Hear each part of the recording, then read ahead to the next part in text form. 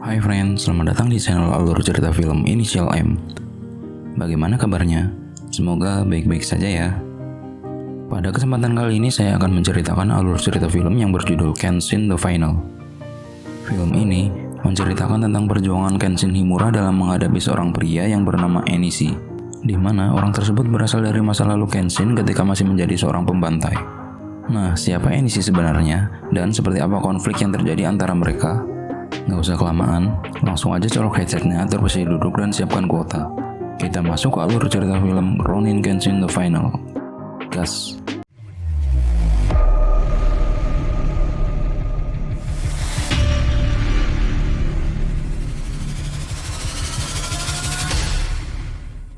Film diawali dengan diperlihatkannya scenes di tahun 1879, yaitu 12 tahun setelah Jepang membuka border dan mengadopsi gaya pemerintahan luar. Atau bisa disebut era baru setelah zamannya para samurai.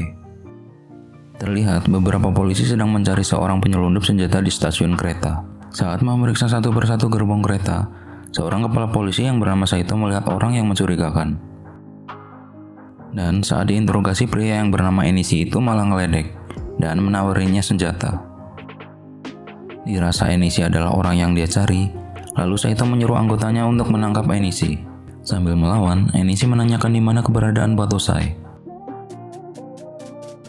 Karena Saito tidak menjawabnya, Enishi pun menantang Saito, dan keributan pun terjadi. Saat Saito mulai serius, ternyata di sini Enishi hanya ngetes ombak lalu menyerahkan diri. Singkat cerita, setelah Enishi sudah berada di pusat keamanan Jepang, seorang pejabat Cina menemuinya. Ternyata, kedatangan pejabat tersebut bertujuan untuk membebaskan Enishi.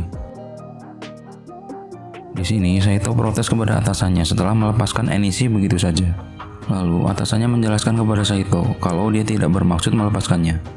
Tapi, sesuai perjanjian ekstradisi dengan negara Cina, ia memberikan hak kepada pemerintah Cina untuk mengatur warga negaranya sendiri. Scenes pun berganti. Sekitar Badaisa, terlihat Kenshin yang sedang makan bersama kekasihnya yang bernama Kaoru dan teman-temannya di sebuah kedai. Mereka yang tinggal bersama di sebuah dojo terlihat sangat menikmatinya. Setelah selesai, mereka berniat kembali ke dojo.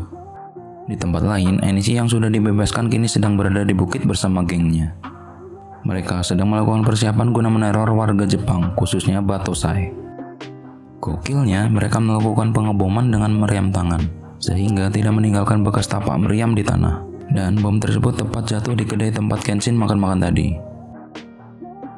Untungnya Kenshin dan teman-temannya sudah terlebih dahulu pulang. Di tengah kepanikan, Kenshin didatangi seorang anggota polisi yang memberitahu kalau bom tersebut berasal dari sebuah bukit. Mendengar kabar tersebut, Kenshin dan temannya yang bernama Sano langsung bergegas menuju bukit. Benar saja, sesampainya di sana Kenshin dan polisi tidak menemukan jejak para pelaku, kecuali sebuah kertas yang bertuliskan penghakiman manusia. Di sini polisi bingung dengan maksud tulisan tersebut, tetapi tidak dengan Kenshin. Lalu dia menjelaskan maksud penghakiman manusia adalah perbuatan untuk melakukan pembantaian atau hukuman mati, seperti yang dulu ia lakukan waktu menjadi Batosai. Tak lama kemudian, Saito menghampiri Kenshin, dan ia mengira kalau ini adalah perbuatan Enishi, si gembong senjata api dari Cina. Saito juga mengatakan kalau kali ini Enishi sedang mencari keberadaan Kenshin. Kenshin yang tak asing dengan nama tersebut pun termenung, sambil memegangi kertas penghakiman tersebut. Singkat cerita, ketika Kenshin dan Sano sedang berada di dojo, mereka mendengar ada orang yang menggedor-gedor pintu dojo. Setelah mereka mengeceknya, ternyata orang tersebut sudah dalam keadaan babak belur, dan mengatakan kalau saat ini sedang ada penyerangan di kantor kepolisian. Tanpa pikir panjang, Kenshin dan Sano pun langsung OTW ke TKP. Di tengah perjalanan, Kenshin yang berpapasan dengan anggota polisi lain lalu mengatakan kalau kepala keamanan tidak ada di tempatnya. Di sini Kenshin mengira kalau kepala keamanan telah mendapatkan serangan dari penjahat tersebut. Lalu Sano meminta Kenshin memeriksanya, sedangkan ia akan pergi ke kantor kepolisian. Benar saja, Kenshin pun langsung mengajar penjahat yang akan membunuh keluarga kepala keamanan tersebut. Melihat tanda silang di pipi Kenshin, penjahat tersebut langsung tahu kalau saat ini dia sedang berhadapan dengan Kenshin Himurashi Batosai. Lalu penjahat tersebut berusaha membunuh Kenshin atas perintah bosnya. Ternyata penjahat tersebut tidak cukup tangguh untuk melawan Kenshin. Lalu dia dipaksa Kenshin untuk memberitahu siapa yang telah menyuruhnya. Akan tetapi, penjahat tersebut tidak mau memberitahu, malah terus menantangnya duel. Dan hasil akhirnya pun tetap tidak berubah. Karena sudah tidak berdaya, penjahat tersebut berusaha meledakkan diri. Untungnya, Kenshin dan anggota keluarga keamanan bisa menyelamatkan diri sesaat sebelum bom itu meledak. Scenes pun berganti. Ternyata, Sano terlambat datang ke kantor kepolisian. Ia pun kesal, karena semua anggota polisi sudah tepar sebelum dia datang. Keesokan harinya, Kenshin yang sedang kembali ke dojo. Di jalan dia bertemu dengan Enishi yang sedang menunggunya. Lalu Enishi berkata kepada Kenshin, "Apakah kau masih ingat dengan kakakku?"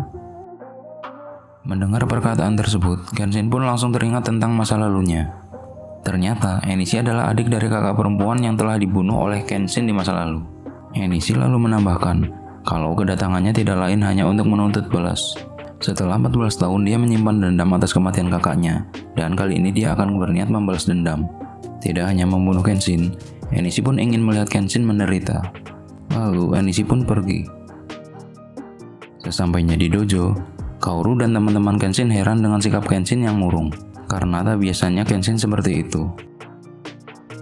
Setelah beberapa saat, Kenshin pun menceritakan tentang masa lalunya dengan seorang pria yang bernama Enishi, di mana semua kekacauan yang terjadi akhir-akhir ini adalah ulahnya, yang menginginkan balas dendam atas kematian kakaknya yang bernama Tomoe.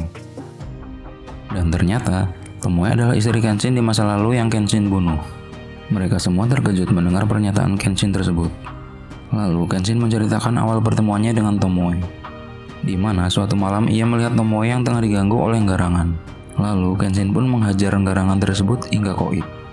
Meski Tomoe mengetahui kalau Kenshin adalah pembunuh berdarah dingin, rasa cinta keduanya pun mulai tumbuh. Dan mereka berdua memutuskan untuk hidup di desa dan bertani.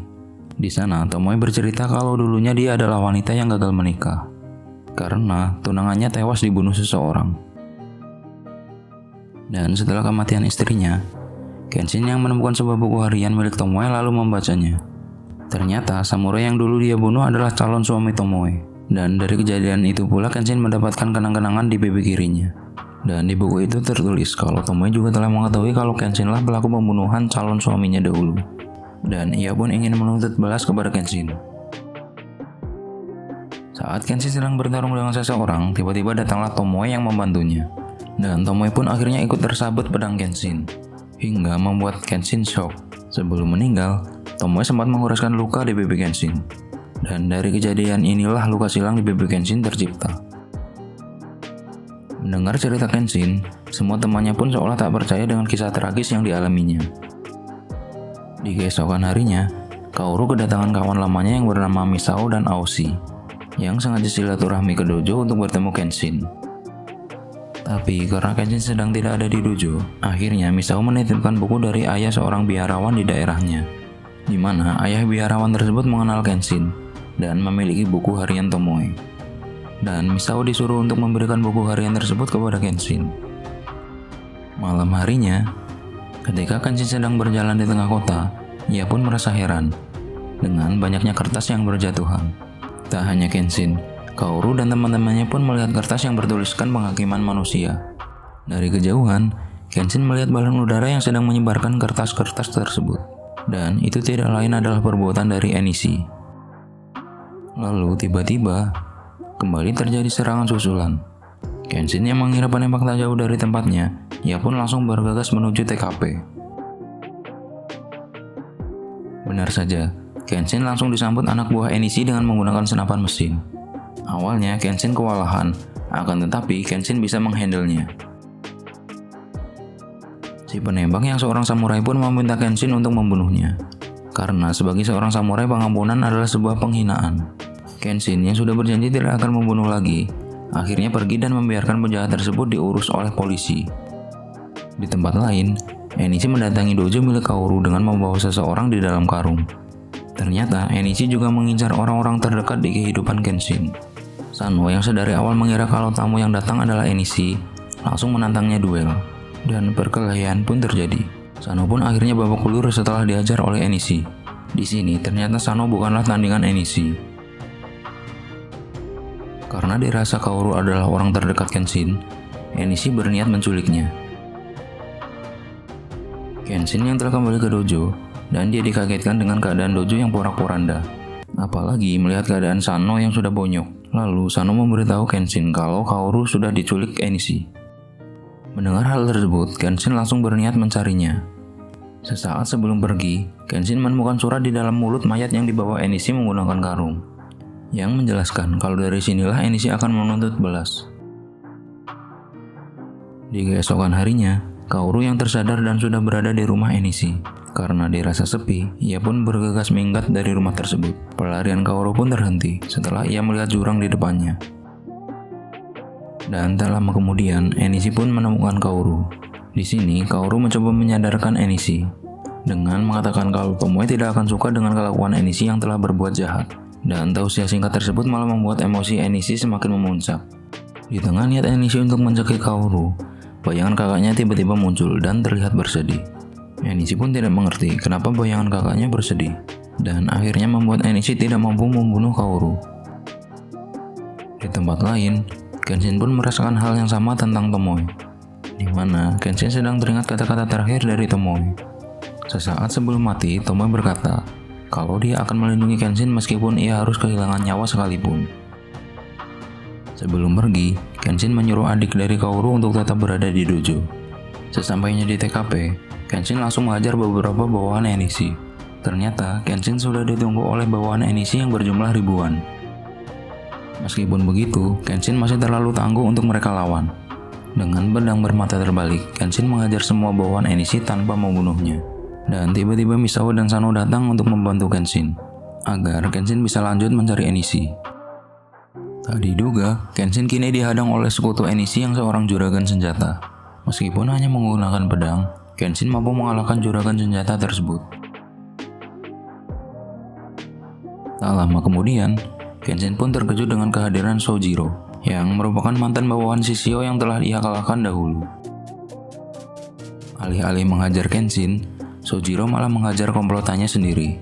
Sontak juragan pun terkejut dengan kelakuan Sojiro tersebut. Lalu Sojiro mengatakan kalau dulu semenjak dia dikalahkan oleh Kenshin, dia menjadi sadar dan ingin mengikuti jejak Kenshin. Kemudian Sojiro pun membantu Kenshin hanya dengan menggunakan sarung pedangnya saja. Setelah itu, Sojiro menyuruh Kenshin pergi mencari Enishi dan membiarkan dirinya yang mengurus antek-antek juragan. Kenshin pun bergegas mencari Enishi, hingga akhirnya mereka berdua pun bertemu. Pada awalnya, Kenshin sedikit memberi tausiah kepada Enishi yang telah banyak membunuh orang. Namun hal tersebut membuat Enishi semakin marah. Tanpa basa-basi, Enishi langsung mengambil pedang untuk membalaskan dendam kakaknya, dan pertarungan sengit pun terjadi, hingga membuat pedang Enishi patah. Tak sampai di situ, Enishi mengambil kembali pedangnya dan melanjutkan pertarungan. Enishi yang terlihat mulai serius hingga membuat Kenshin kewalahan. Sambil bertarung, Enishi berkata kalau hanya kematianlah yang dapat menebus dosa pembunuhan. Lalu dia menyuruh Kenshin untuk membunuh dirinya sendiri. Di tengah rasa bersalah, Kenshin berkata kalau dirinya selalu menganggap kematian memang pantas untuknya. Dan Kenshin juga sadar kalau kematian juga tidak akan bisa menebus kesalahannya di masa lalu.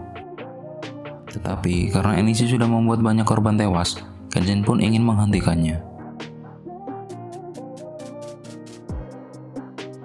Meskipun sudah mulai oleng, Enishi menggunakan pisau milik kakaknya untuk menusuk Kenshin.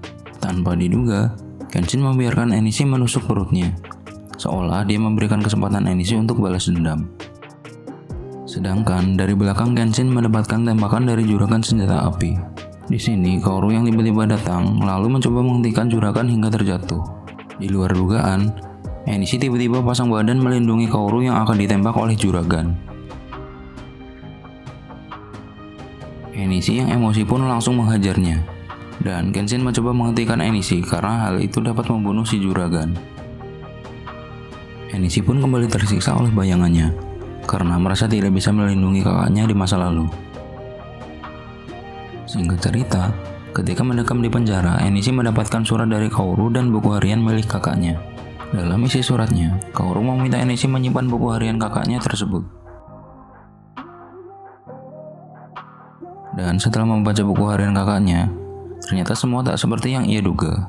Meskipun Kenshin telah membunuh calon suami kakaknya dahulu, akan tetapi Kenshin telah memberikan kebahagiaan baru untuknya.